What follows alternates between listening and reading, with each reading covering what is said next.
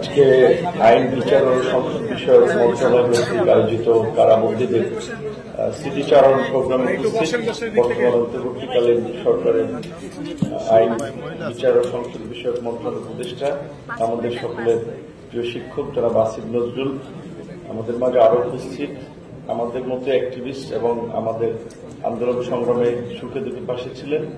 বর্তমানে পরিবেশ, বন এবং পানি সম্পদ উন্নয়ন মন্ত্রণালয়ের দায়িত্বে আছেন উপদেষ্টা সৈয়দা রিজওয়ানা আপা, বিভিন্ন রাজনৈতিক দলের নেতৃবৃন্দ, সাংবাদিক ভাই বোনেরা, সবাইকে সালাম এবং শুভেচ্ছা। আসসালামু আলাইকুম। আমি কয়েকজনের কথা শুনছিলাম এবং নিজের মেমোরি রিকল করছিলাম। আসলে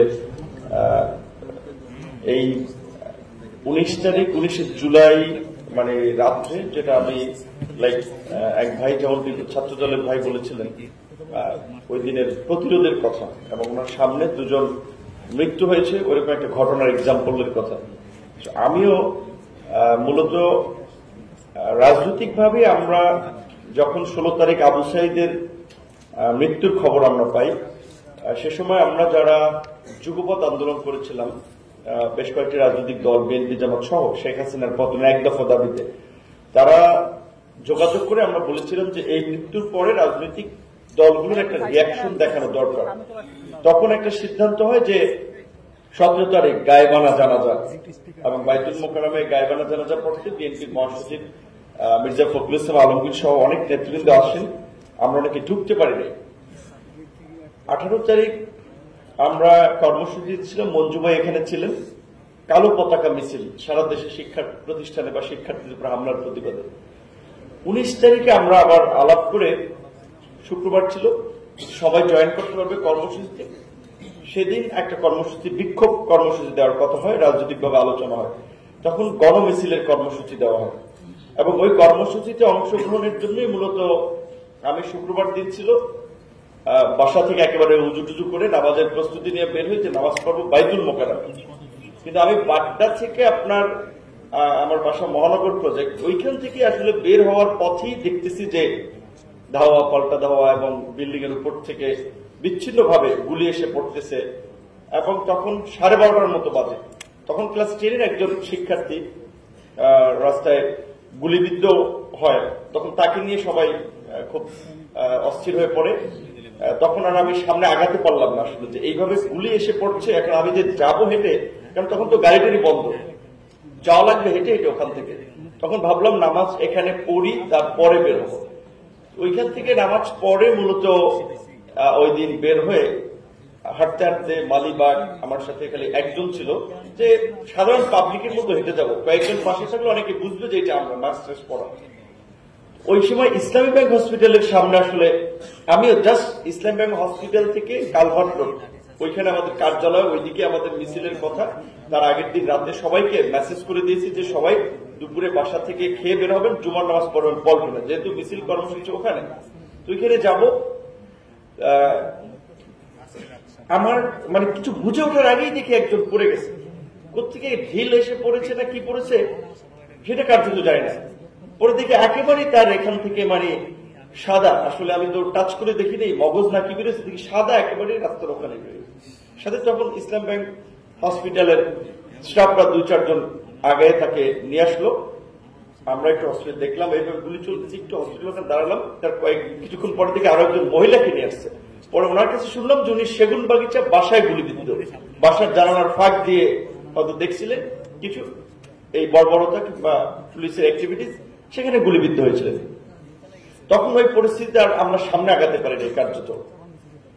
তখন রাতে যখন বাসায় ফিরি, তখন মনে হচ্ছে যে এই পরিস্থিতির পরে যদি আসলে আমরা কোন পরিবর্তন না করতে পারি এবং প্রতিরোধ গড়ে তুলতে না পারি, তাহলে কার্যত আমাদের কারোই রেহাই নেই। তখন আমি রাত্র 9টা-10টা থেকে সবাইকে ফোন, ডাইরেক্ট ফোন, তখন ইন্টারনেট শাটডাউন ছিল, ডাইরেক্ট ফোনে ফোন দিছি বিভিন্ন রাজনৈতিক দলের নেতৃবৃন্দ, অ্যাক্টিভিস্ট সবাইকে। এমনকি ওই দিন নাহিদ, হাসনাতের সাথে এক্স্যাক্টলি কথা ছিল আমার খেয়াল নাই, তবে সার্জিস আর নাহিদের সাথে কথা হয়েছিল, এটা আমার স্পষ্ট মনে আছে। যে কারণে তখন ওই ডিবি হারুন গ্রেপ্তারের পরে বলেছিল যে 2 সমন্বয়কে নিয়ে সরকার পতনের ছক এঁকেছিলেন। তো তখন আমি ওদেরকে বলেছিলাম যে দেখো এখন যে পরিস্থিতি, এখন তোমাদের সুযোগ এসেছে জাতির নেতৃত্ব দেওয়ার, তোমরা জাতির হিরো। আর যদি পিছু হটো তাহলে আসলে আমাদের কারো নিস্তার নাই। যে ঘটনা ঘটছে এর কারণে তো প্রত্যেককে এমনি জেলে যেতেই হবে। সুতরাং এক দফার কিন্তু বিকল্প নাই। তো এবং আমার যার সাথেই কথা বলার মোটামুটি আমি বলেছি এবং আমি ধরে নিয়েছিলাম যে হয়তো আজকে অ্যারেস্ট হতে পারে।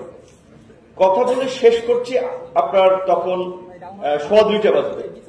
ঘুমাই নাই, বিছানায় যেটা বলে আর কি সমুদ্র গায়ে এলিয়ে দেওয়া ওরকম ছিলাম। তারপর দরজায় ধাক্কাধাক্কি শুনতে পেলাম। কিছু বুঝে ওঠার আগে, আসলে প্রস্তুতি নেওয়ার আগে তারা একেবারে দরজা ভেঙে ভিতরে ঢুকে গেল।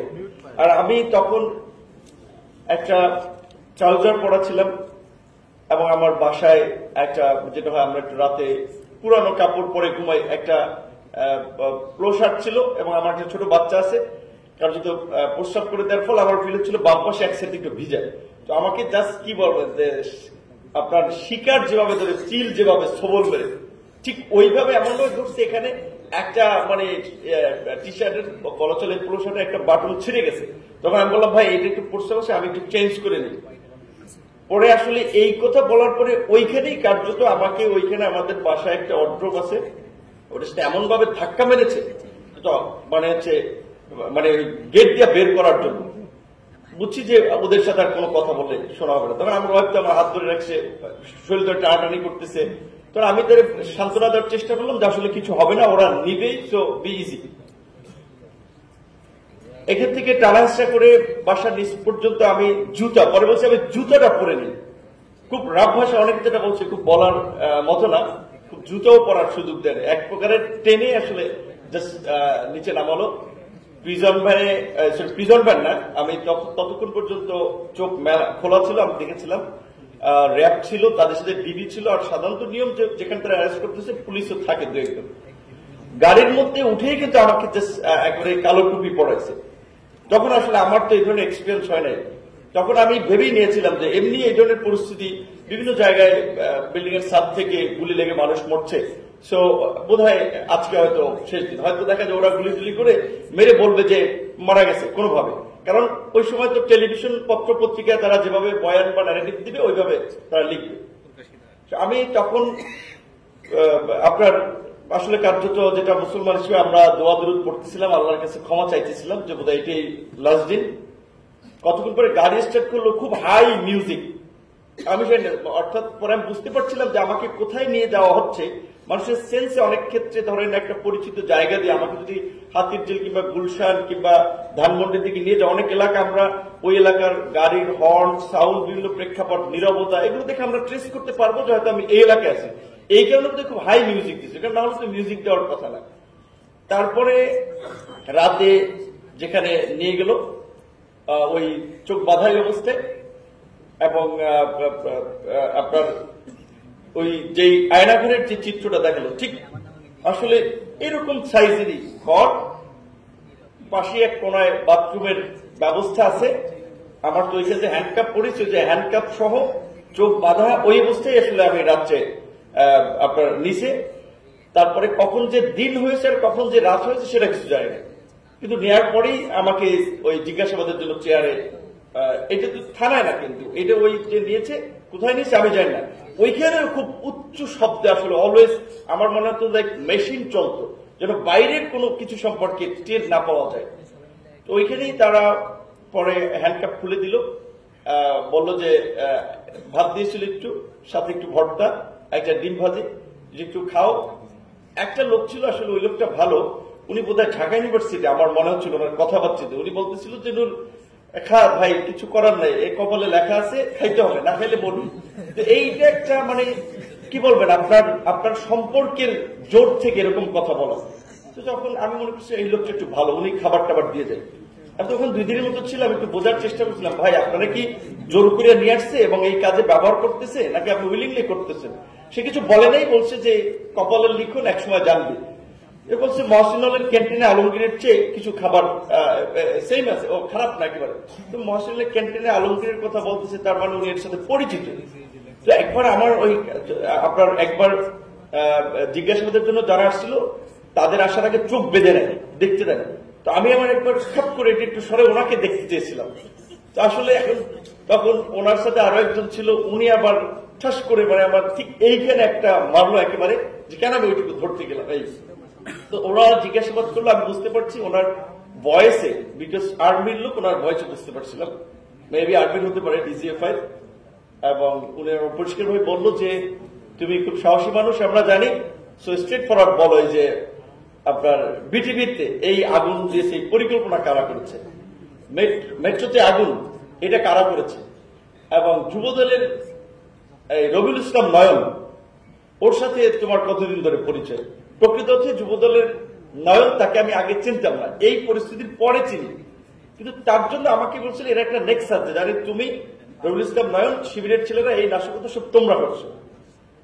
তো তাদের যেটা নিয়ম, আসলে কিভাবে কি করছে অনেক কিছু বলা যায় না, সিম্পল খেলে এইটুকু, আমি তো কখনো আমার হাত এভাবে বেঁধে পেছনে চুলালো, পায়ের একেবারে এইটাতে পিঠে, এইটাতে, তারপরে আপনার এইখানে মাসেল এইখানে পিঠে, তারপরে সত্যি হচ্ছে আপনার বছরের নিতম্বে এখানে পিঠে, ওদের একটা টেকনিক আছে তো কোন জায়গায় কি করবে, তারপরে এইখানে। এবং যার আমি তেমনি কালো মানুষ, আমি খুব মোটা না, তো আমার মানে এগুলো তো কালো ব্লাড জমে গেছে। তখন আমি ওদেরকে বললাম যে আমাকে যদি একটু, আপনাদের এখানে তো কতদিন থাকতে হবে আমি জানি না, আমাকে যদি একটু ডাক্তারের পরামর্শ একটু নিতে সহযোগিতা করেন তাহলে আমার জন্য একটু ভালো হতো। আমার আগে থেকেই কোটা সংস্কার আন্দোলনেও আমার এরকম একটা ইঞ্জুরি ছিল, মাসেল ইঞ্জুরি থেকে আপনার শরীর ইনফেকশন হয়ে গেছিল, তখন খুব হাই বেরোপেন অ্যান্টিবায়োটিক দিয়ে ট্রিটমেন্ট করছে। সো আমাকে যদি একটু ডাক্তারের কাছে নিয়ে যান তাহলে একটু ভালো হয়। তো পরে ওরা রাতে আসলে কে আসে আমি জানি না, আমার চোখ বাঁধা অবস্থায় একটা ইঞ্জেকশন দিয়েছে, কি ইঞ্জেকশন সেটাও আমি জানি না। তারপরে এই পর্যায়ক্রমে ওদের যে টিম ছিল, এক এক টিমের জিজ্ঞাসাবাদ, এটা ছিল থানায় হ্যান্ডওভার করার আগে। থানায় যখন হ্যান্ডওভার করি তখন আসলে আমাকে সেখানে থানায় নিবে না, এরকম একটা ওদের মধ্যে আলাপ আলোচনা, বলছি যে ওরে যে নিয়ে আইসে ও তো হাঁটতে পারতেছে না, ওরে নিয়ে আমরা কি বিপদে পড়বো, আমরা আগে ডাক্তার আনবো, এই রাজারবাগ থেকে চেক করে নেবো, কারণ এইভাবে যে মাইরা টাইরা দেওয়া যায় তারপরে কিছু হলে আমরা ফাঁসবো, এটা বলতেছিল রমনা থানার লোকেরা। তো তাই পরে ওরা একজন ডাক্তার আনছে আমাকে থানায় নেওয়ার আগে, যে কতটুকু ঠিকঠাক আছি, ওরা কিছু ওষুধ দিল। রমনা থানায় আমি তো এসে তখন দেখলাম যে কিছু ছাত্রদেরকে চিনতে পারলাম অনেকে, আর রিজভি ভাই, জহিরুদ্দিন স্বপন ভাই, নজরুল ইসলাম খান, তারপরে খসরু ভাই, অনেককে দেখতে পেলাম। তখন দেখেছিল কিছুটা একটা জাহান্নাম হইলো, লাইক মাইন্ডেড কিছু লোক আছে, তো সাহস পাইছে কিছুটা। যাই হোক, এই পর্যন্ত যেটা আসছি, এখন একটা সন্তুষ্টির জায়গা আছে যে মাইরা ফেলাইতে পারবো না। একদিন গ্যাপ দিয়েই আসলে আর পরের দিন, কারণ ওই দিন বোধহয় কোনো কারণে রাস্তায় খুব আন্দোলনের কারণে ওদের ব্যস্ততা ছিল। পরের দিন যখন জিজ্ঞাসাবাদ করতে আমরা নিয়ে যাই, বলছি তুমি আসছো এটা আমরা খবর পাইছি, কিন্তু ব্যস্ত ছিলাম, আজকে থেকে তোমার মিশন শুরু। এবং আমার প্রতি মনে হচ্ছে তাদের আসলে একটা ব্যক্তিগত ক্ষোভ ছিল, খুব আক্রোশ ছিল, যে একজন বলতে, স্যার শালা তো বঙ্গবন্ধুর নামটা সম্মানের সাথে বলে না, শেখ হাসিনার নামের আগে মাননীয় বলে না, মানে খুব স্নায়ু ভাষায় যে কত বড় ও, মানে এরকম ভাবে কথাবার্তা বলা, যত মির্জা ফখরুলের চেয়ে বড় নেতা হয়ে গেছে। তো ওরে স্যার সহজে কিন্তু ছাড়া যাবে না, এক একজনের ট্রিটমেন্ট এক এক ধরনের। তো একবার হয়েছে মানে আপনার চেয়ারে বসার জন্য নিয়ে গেছে, তো জিজ্ঞাসাবাদ শেষে বলছে বসার সময় মানে ওই চেয়ার ইলেকট্রিক ইয়া ছিল। তারপরে আমি ভাবছি যে ওকে শেষ, তাহলে এরপরে হয়তো বোধহয় চলে যেতে দিবে। এবং পারোয়ার সাহেব তো আমরা রুমে ছিলাম, উনি কিছুটা দেখেছে আমার সাথে কি হয়েছে। এবং সবচেয়ে আমি যেটা ফার্স্টে যখন 5 দিন পর আমাকে আপনার আদালতে তোলা হয়, আমি কিন্তু বলেছিলাম যে আমি ডিবি কার্যালয় I was treated like a football, কতক্ষণ পর পর এক এক টিম ডাকে, এবং একবার তো ঝুলাইছে, মানে ঝুলিয়ে তারপরে ওখান থেকে ছেড়ে দিছে। আমি তো আসলে ওই মিলেছেন যে শুনছি যে তারেক রহমানকে নাকি অন-11 এরকম ভাবে তার মেরুদণ্ডে করছে। আমি খুব মানে একদিকে মেন্টাল তো একটা টর্চার আছে, শারীরিক ভাবেও কিন্তু ক্রমাগত, তো এক এক টিম মানে তার একটা প্রতিযোগিতা, বিশেষ দীর্ঘদিনের যেটা মানে ঝাল মিটার আমার প্রতি আর কি। পরে একবার আমি একজনকে বললাম যে ভাই আমাকে তো আজকে 2 টিম আপনাদের ডেকে আনছে, আমাকে একটু কালকে ডাকেন, আমি দাঁড়াতেই তো পারছি না। বলছি তুমি যে দাঁড়াই এই পর্যন্ত আসো, এইটাই তো তুমি বোনাস, তুমি এখন এইভাবে দাঁড়াই আছো কেন? সর্বশেষ অনেকগুলো তো ঘটনা আছে। একদিন একটা স্মৃতি হচ্ছে যে আপনার আমাদের ডিবি কার্যালয়ের অ্যাডমিন ছিল ডিবির এডিসি, তার নাম ছিল শাহিন শাহ। ওই পুরো ডিবি কার্যালয়ে সে আসলে খুব 2 রুমের লোকজন খুব তটস্থ ছিল, লাইক খুব ফেরোসাস তার আচরণ ছিল। একবার আমাদের সাথে নিপুণ রায় পাশের রুমে ছিল, উনি মহিলা মানুষ, ওনার ইউটেরাস অপারেশন করেছে, তো উনি আপনার থাকতে পারছিল না দাঁড়াইয়া, তো উনি বলতেছিল অনেকক্ষণ আমাকে একটা চেয়ার দেওয়া যায় কিনা বসার। এখন উনি আসলে অসহায়ের মতো রিজভি ভাইয়ের কাছে বলতেছে, চাচা আমাকে একটা চেয়ার দেওয়ার জন্য বলেন না ওদেরকে। নজরুল ইসলাম খানকে বলতেছিল, আমরা শুনতে চাই, সব মানুষ তো অসহায়। রিজভি ভাই নিজে হাটে একটু ঘুরিয়ে, তো উনাকেও ওইভাবে আগে যে একটু রাজনীতিবিদ একটু সম্মান করা হতো, এইবার ন্যূনতম কারোর প্রতি সেই সম্মানটা করা হয়। রিজভি ভাই ওইভাবে তো সে নিজেই কষ্ট করে দাঁড়িয়েছে। তো যাই হোক, পরবর্তীতে তাকে কোনোভাবে একটা চেয়ার বোধহয় অনেকক্ষণ পরে দিয়েছিল। আমি শুক্রবার দিন জুম্মার নামাজের আগে আমাকে একবার ডাকলো, ওই দিন আমাকে আপনার কোর্টে তুলবে। যেদিন কোর্টে তুলে, যেটা যারা ডিবির কার্যালয় বা কারাগার ছিল তারা তো জানে, লাইক আমাদের মনে হচ্ছে একটু হাফ ছেড়ে পারছি, কারণ কোর্ট থেকে অ্যাটলিস্ট আপনার কারাগারে পাঠাইলে তো কারাগারে এই রকমের এটা নাই, টর্চারটা নাই, অন্তত সেটা তো থাকা খাওয়ার সমস্যা। ওইখানে গেলাম শুক্রবার দিন নামাজের, আমি দেখতেছিলাম এডিসি শাহিন শাহ তার সাথে একজন প্রস্তুতি নিয়ে নামাজ পড়ার জন্য আসছে, পাঞ্জাবি পড়া। আমার কাছে মনে হচ্ছে যতটুকু ব্লু কিংবা নেভি ব্লু এরকম একটা পাঞ্জাবি পড়া, আমার মতোই চিকন চাকন, বেশ হেলদি না, এক অফিসার।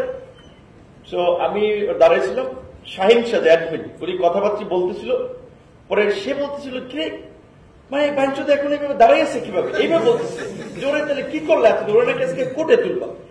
এই টেবিল ওদের প্রত্যেকের হাতে আপনার ওই যে মোটা যে লাঠি থাকে, পাশে লাঠি ছিল, লাইক মনে করেন এটা কি বলবেন যে তার একটা ছিল।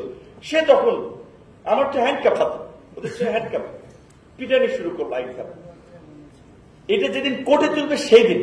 পরে আমি তখন কোর্টে তোলার পরে আমি তো বলছি যে বিচারক ছিল, আমাকে বলছি যে আপনি আমার টি শার্টটা আমি খুলে দেখাচ্ছি, আপনি দেখেন আমার গায়ে তো কালো দাগ পরে রয়েছে, আমাকে ট্রিটমেন্ট না করলে তো পচন ধরবে, আমাকে অ্যাটলিস্ট ট্রিটমেন্ট দেন, তারপরে রিমান্ড দেন। আমাকে তো সেকেন্ড হাফে আবার আপনার রিমান্ড দিল।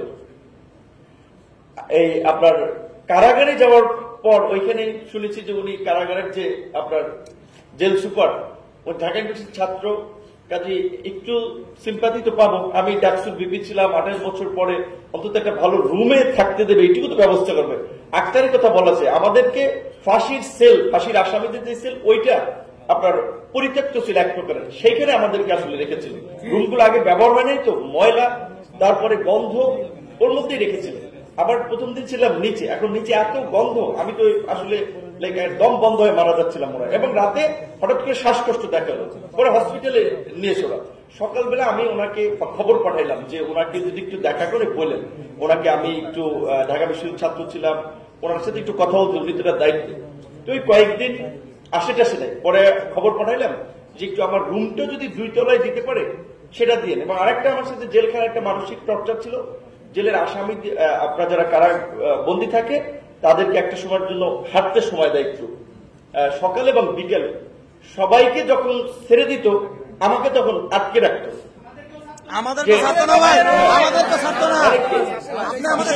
আন্দোলনের কিছু নেতৃবৃন্দকে বা আন্দোলনকারী যাদেরকে গ্রেপ্তার, এদের সাথে বিহেভটা করতো। আমি একটু কথা বলবো, কারণ কথা বলবো যেন কথা বলতে না বলবো, এটা মানসিক টর্চার। সবাইকে ছেড়ে দিচ্ছে, যারা একটু বের হচ্ছে কথা বলতেছে, আমি বের হতে পারছি না। আবার যখন আমাকে ছেড়ে দিচ্ছে একা একা কোন রুমের সামনে গিয়ে কথা বলবো, সিসিটিভি ক্যামেরা আছে, যে লাইক তাহলে তো আরো পানিশমেন্ট পড়বে। তো ইন্টারেস্টিং বিষয় হচ্ছে, যেদিন শেখ হাসিনা পালিয়ে যায় সেদিন একজন কারারক্ষী মহিউদ্দিন নামে, উনি এসে বললেন ভাই গেছে। তো বিশ্বাস করতে পারছিলাম কি বল, তখন সম্ভবত 2:45, আমার এক্সাক্টলি আমি মুসলিম টাইমটা দেখেন 2:45 এরকম হবে, বলছে গেছে। আমি বিশ্বাস করতে পারছিলাম। আরো মানে আরেকজনকে, 2 জন ছিল, ওরা আমাকে চেনার করে একটু 2-1 ভালো ব্যবহার করতো, বললো ভাই আসলে কি গেছে, বলছে গেছে। পরে শুধু আমার পেছনের বিল্ডিং এ ছিল বাবুর ভাই, ওনার নাকি একটা ডিভাইস আপডেট পাওয়ার জন্য আছে, ওইখানে চিল্লা পাল্লা করে ভাই শিওর গেছে, বলছে হ্যাঁ হ্যাঁ হ্যাঁ। তখন আমরা জানতে পারলাম গেছে। পুরো জেলে তো একটা জাগরণ ঘটে গেল। তার কতক্ষণ পরে আমাকে বললো যে একজন ইয়াইসা আপনার কারণ খেয়েছে, স্যার বলতেছে, স্যার আপনি বলতেছে, স্যার আপনি আপনি প্যান্টটা পরে নেন, রিজভি ভাই সহ সিনিয়র লিডার আপনার জন্য অপেক্ষা করতেছে। বলে কি এতক্ষণ কাউরে ডাইকেও পাই না, স্যার বলছে রিজভি সহ অপেক্ষা করতেছে।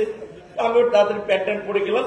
তখন আমাদের ওই জেলারের রুমে ওখানে অনেকগুলো টেলিফোন আমাদেরকে দিল, 8-10টা টেলিফোন, সবাইকে বাসায় যোগাযোগ করার জন্য। তো এটা হচ্ছে দেখেন বাংলাদেশের বাস্তবতা, যে কয়েক ঘন্টা 1 আওয়ার আগেও যারা মানে অনেকে একটু সুখ দুঃখের কথা বলার জন্য যদি একজন ডাকতাম, ভাই রুমের সামনে আসেন, কি অবস্থা বাইরে, কেউ কাছে আসতো না। কয়েক মিনিট পরে পালিয়ে যেত, সার ডাকা শুরু করছে এবং জেলার সহ সবাই অনেকগুলো টেলিফোন এনে আমাদেরকে দিল যে ভাই কথা ভাবছি বলেন। তো যাই হোক, আজকের এই আলোচনার আয়োজকদেরকে ধন্যবাদ জানাই এবং আমি এখান থেকে শুধু একটা কথা বলবো, আমাদের লাইফে যা ঘটে গেছে সেটা আমরা চাইলেই ব্যাক পাবো না। এবং আমি কিন্তু এখনো ইয়ং মানুষ, কিন্তু এখন অনেকক্ষণ বেশি বসে থাকতে পারি না, কারণ আমি তো ছাত্রলীগেরও ক্যাম্পাসে অনেকবার হামলার শিকার হয়েছি। তারপর লাস্টে যে ধরনের টর্চারের মধ্যে দিয়ে গেছি, শুধু একটা কথা বলি, জাস্ট এইটুকু বলা উচিত না, তারপর বলে আপনাদের এই বর্বরতাটা দেখানোর জন্য যে ভাই একটু শেষ করে আরো অনেকে কথা বলবে, আরো অনেকে একটু। তো শেষে একটা ছেলেকে, ইয়ং ছেলে, মিডল এজ, তাকে একেবারে ন্যাকেট করে তাকে টর্চার করতেছে। আমাকে জাস্ট দেখানোর জন্য যে এরকম কিন্তু অনেকের সাথে হয়। এখন তুমি চিন্তা করো ভাই, আমাদের যে সমস্ত বিষয় এগুলো যদি তুমি সহজে বলো এবং তোমরা বলো যে তারেক রহমান তোমাদেরকে এই ইনস্ট্রাকশন দিয়েছে, ছাত্রদল আর শিবিরের ছেলেরা, বিএনপি জামাতের লোকেরা এই অগ্নিসংযোগ করছে, তুমি এটা করবা, আমরা ব্রিফ করবো, সেখানে বলবা তোমার মামলা ডিসমিস করার ব্যবস্থা করবো, না হলে সব মামলায় তোরে আসামি করবো, জিন্দিগিতে বাইরে দিতে পারবে না শেখ হাসিনা যতদিন আছে। তো এখন এই রকমের মানে একটা পরিস্থিতিতেও কিন্তু আমরা কম্প্রোমাইজ করি নেই, একেবারে ফুল জীবনের ঝুঁকি নিয়ে। কারণ যখন 1 আগস্ট আমার কিছু সাংবাদিকরা বলছিল ভাই আন্দোলন তো ঝিমিয়ে পড়তেছে, কিছু বলেন, তখন কিন্তু একটা ঝুঁকি নিয়ে বলছেন যে 90% পতন আছে আর 10% ধাক্কা দেবে, এই মানুষকে একটু জাগ্রত করার জন্য। তো আমরা চাই না, আমরা জাস্ট একটা কথা যে আমরা চাই না ওই বাংলাদেশ আর ফিরে আসুক। আমাদের একজন মাদ্রাসা শিক্ষার্থী ভাই বলেছে না, থানায় তাকে যুবলীগের ছেলেরা গিয়ে মেরেছে। তো আমরা চাই না আবার এখন আমাদের সরকার, আমরা কাউকে গিয়ে থানায় মারবো, কিংবা পরবর্তীতে পলিটিক্যাল সরকার হবে, পুলিশ আবার কারো পলিটিক্যাল ওয়েপন হবে, যেটা এরশাদের সময় দেখেন পুলিশকে এরশাদের পেটোয়া বাহিনী বলতো, খালেদা জিয়ার সময় খালেদা জিয়ার পেটোয়া বাহিনী বলতো, আওয়ামী লীগের সময় আওয়ামী লীগের পেটোয়া বাহিনী বলতো। এখন এই পুলিশ কিংবা প্রশাসনের যে ক্যারেক্টার, কর্মপদ্ধতি, এইখানে কিন্তু খুব বেশি পরিবর্তন হয়। তো আমার খুব ভয় হয় যে বোধহয় যাই বলেন সামনে বোধহয় আমরা কিছু পরিবর্তন তো লক্ষ্য করবো, কিন্তু এই প্র্যাকটিসটা বোধহয় পুরোপুরি বিলুপ্ত হচ্ছে না। তো অন্তর্বর্তীকালীন সরকারকে ঘিরে আমাদের খুব আশা ছিল এই মৌলিক জায়গাটাতে রাষ্ট্র ব্যবস্থা অন্তত পরিবর্তন আসবে। আমাদের 2 জন সম্মানিত উপদেষ্টা আছে, তাদের প্রতি এটাই আহ্বান। আমরা ভবিষ্যতে কি এমপি মন্ত্রী হই না অ্যাক্টিভিস্ট হিসেবে থাকি সেটা ম্যাটার না, আমরা একটা নিরাপদ রাষ্ট্র এবং সমাজ ব্যবস্থা চাই, যেখানে প্রত্যেক নাগরিক তাদের মর্যাদা এবং অধিকার নিয়ে বাস করবে। সেইটুকু অন্তত আপনারা এই সময়ের মধ্যে যতটুকু পারেন আমাদেরকে নিশ্চিত করবেন, এইটি আপনাদের প্রতি প্রত্যাশা। ধন্যবাদ।